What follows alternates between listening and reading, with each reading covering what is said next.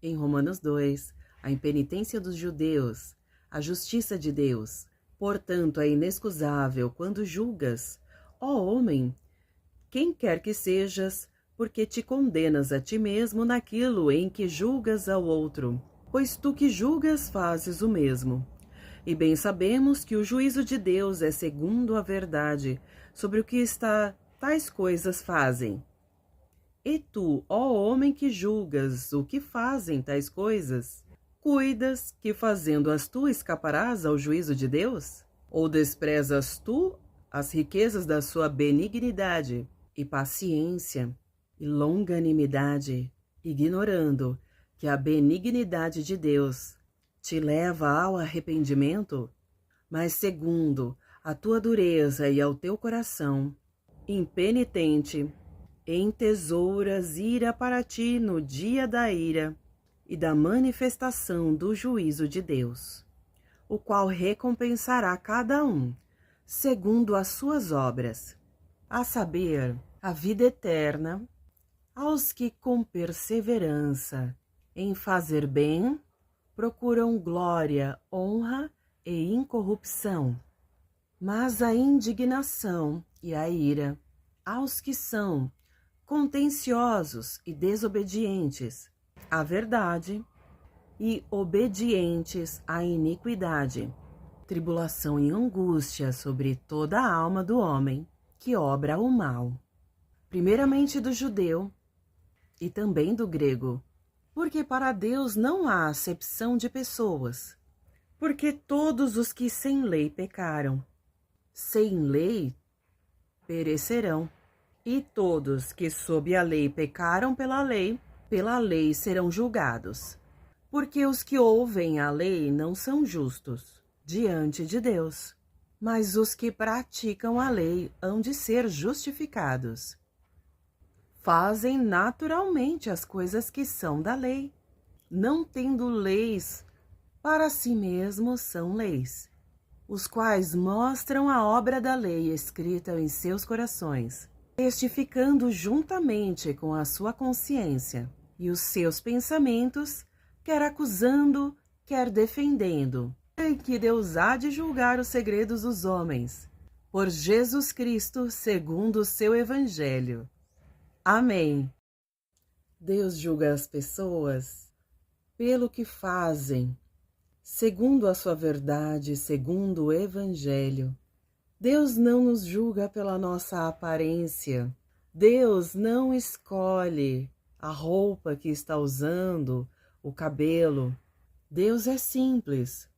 Sendo Jesus a única verdade, e tudo que não é Jesus é ilusão, é mentira, é uma fantasia. Criado pelas paixões, por diversas situações de medo, de confusão. Então, não sendo Jesus, sendo mentira, já entrarão dentro, já estarão falando de algo que não tem verdade. Então, esse julgamento não vai ter validade. Não vai Jesus não vai levar adiante um pensamento que ele não gerou, uma lei que ele não criou. Algo que ele não criou não consegue dar paz. Então as pessoas estão acostumadas, não que tenham a paz, acham que a vida é assim. E, na verdade, não é. As pessoas, por estarem acostumadas dentro de um pensamento, dentro de um costume, um hábito não é lei. Então, as pessoas têm um determinado hábito e esse hábito não está gerando saúde. É um hábito de olhar a iniquidade, de olhar o que as pessoas, o sofrimento das pessoas, ficar julgando ali e as pessoas ficam em indignação, ficam com raiva. E quando Jesus vem trazer a paz do Senhor, acaba jogando a raiva ali. Então, e a pessoa vai continuar colhendo a raiva, porque a palavra é semente. Então, o que as pessoas fazem, estão semeando, porque as pessoas estão tendo essas impressões, dentro das suas almas, ao seu redor. Ela está semeando ao seu redor e as pessoas também não sabem o que está acontecendo. Não dá tempo de falar tudo, a raiz de toda a situação. E muitas vezes a pessoa não vai querer, porque tem situações que não ocorre publicamente, não é algo que possa falar em público, é algo que é escândalo, e vão falando de forma particular. E o que ele diz? Que a pessoa ficou com raiva e indignada porque desprezou a paz. Ignorou Deus que está dando paz dentro dela. Por quê? Porque tem um coração endurecido e ficou ali retirando tudo que dá raiva e fica achando injusto ter raiva. E aí fica juntando toda essa raiva. E aí ignora a paz do Senhor, então a pessoa está fazendo a escolha dela. Está escolhendo um pensamento de iniquidade, mas dentro dela tem um pensamento de paz. E é isso que as pessoas têm que reconhecer. Não estamos reconhecendo, não é uma questão de não se fazer justiça, porque Jesus vai fazer justiça a todo momento. Ele está ali, olha, essa paz, ela é como um anzol. Ali pescando o homem, está tentando pescar o tempo todo com essa paz. Senhor está o tempo todo esperando ali a pessoa falar assim, pega essa paz aqui. É porque a ira que acontece quando a gente vai juntando pensamento de raiva, não é só a pessoa que tem raiva, todos têm raiva de uma injustiça, de algo ruim, de iniquidade. Mas muitos estão pegando essa paz e aí essa paz direciona para um pensamento produtivo, um pensamento correto, algo que não gere um escândalo negativo. E Jesus vai recompensar cada um segundo as suas obras. Então, não significa porque as pessoas não manifestam problema que não tem problema, que não sofrem, ou que não passam pela mesma situação. Mas quando não falamos sobre esse problema é porque a gente não quer que isso continue no mundo. Para acabar com um problema, a gente não pode falar dele, porque a gente não resolve o problema falando do problema, precisamos falar da solução. Qual é a solução? Então, é a solução que vamos falar, sobre a paz, sobre a remediação. Porque quando falamos do problema, as pessoas ficam com raiva, começam a falar as perdas que já aconteceu e que não quer, o que não quer do problema, por que não quer mais esse problema. Já vão fazendo os cálculos. Somos seres humanos biopsicossociais. Então, nós temos reações biológicas, das psicológicas e das sociais. E Jesus é vida eterna. Ele falou, olha, deixei a paz. Siga. Pega esse mandamento como seu escudo. Se proteja. Como usamos a lei hoje para nos defender, não pegamos a lei para se defender?